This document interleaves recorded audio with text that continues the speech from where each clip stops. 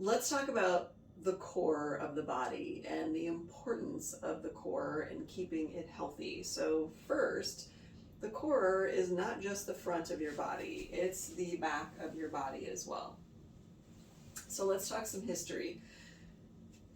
What I often see in my clients is, and especially in my women, 50s and up, sometimes younger, if they've taken a lot of Pilates or yoga or aerobics or different kind of classes, people have often been taught to protect their spine by tucking their tailbone and sucking in their muscles, their gut. I don't know why that was ever taught, why that was ever a thing, but it is wrong. It is hands down, absolutely 100% wrong. I've been doing ergonomics for 30 years, and we would never go into a factory of someone who's moving heavy items and say, okay, please sir or ma'am, would you please take your stance, your wide stance to create a wide base of support, tuck your tailbone and suck in your belly button, now lift that heavy box. That would never, ever, ever be a thing. What we teach is to find your best neutral spine, find your wide base of support, and engage your core and lift the box. So we never ask someone to go out of neutral or best spinal alignment to protect it. It doesn't make any sense.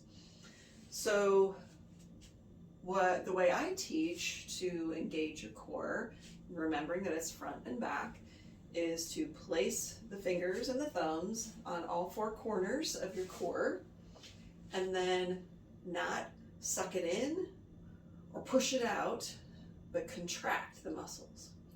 So you can feel your muscles contract, and there's a couple ways to do that, but mostly it's a fast out breath. So you can try a shh, or you can try a cough. And that will contract those muscles 360 degrees around your core. So avoid the tuck.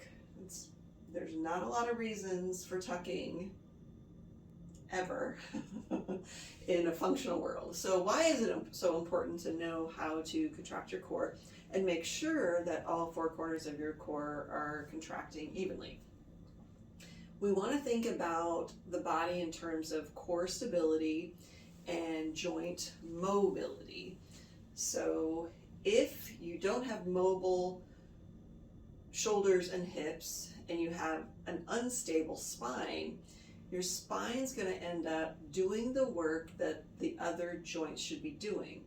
So for example, if you're going to open a heavy door, what you might see is rather than the arm reaching forward and then pulling the door open, you might see the spine twist and then the spinal muscles pulling that door open. So the spine is moving when it should be still during an activity like that. I've seen people who walk with their hips moving with their spine moving rather than their hips moving. And the spine has some mobility to it, but not nearly as much as these joints. So keeping the spine, what we want is the spine to spontaneously and unconsciously contract just the right amount to protect it. But if we can't even consciously make it contract, is it contracting the way we need it to in daily life and during other types of exercise that we want to do? So practicing that, thinking about if one side is not contracting in the same way that the other is, then that's often an issue of life habits, maybe always sitting one way, and so one side gets tighter and the other side gets longer. There could be 1,000 reasons why there might be an imbalance. You might see your imbalance from front to back. That might mean that you are maybe doing some work for your core, like sit-ups, where you're just working the front and not the back. Please don't do sit-ups if you are. I don't think they're really good for most people with your spine, especially 50s and up. So the best exercise that is commonly given out, and I think the experts out there agree, like Stuart McGill, who has a wonderful book called The Back Mechanic, the bird dog is one of the most important exercises. So we did the pre-fitness event not that long ago, and what we frequently saw was, I'll call it a lot of cheating, but let's dial that back and call it more of a lack of awareness of what's going on in the spine.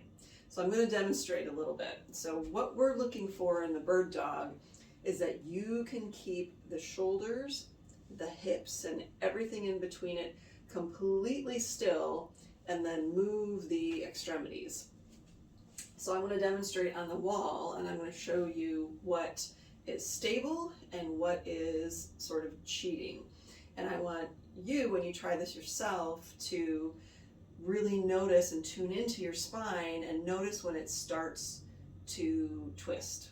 Okay, so in the bird dog, we'll start on the wall. The bird dog is typically done on the ground, but if your core is unstable, the first place to start is on the wall. And then when you know you can do that safely, then transition to countertop, and then transition to the ground. So seeing if you can lift one limb at a time, stable through the whole core.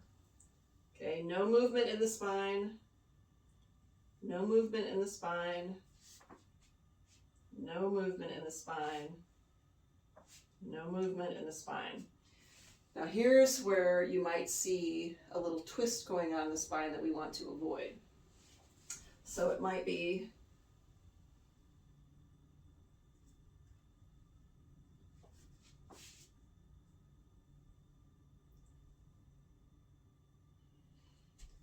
so you know there's a weakness going on somewhere in the spine, or you're pushing your bird dog too far when you start to feel that little twist somewhere in your spine.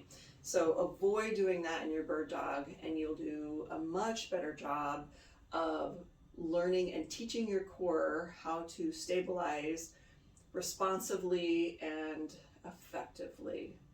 Thank you.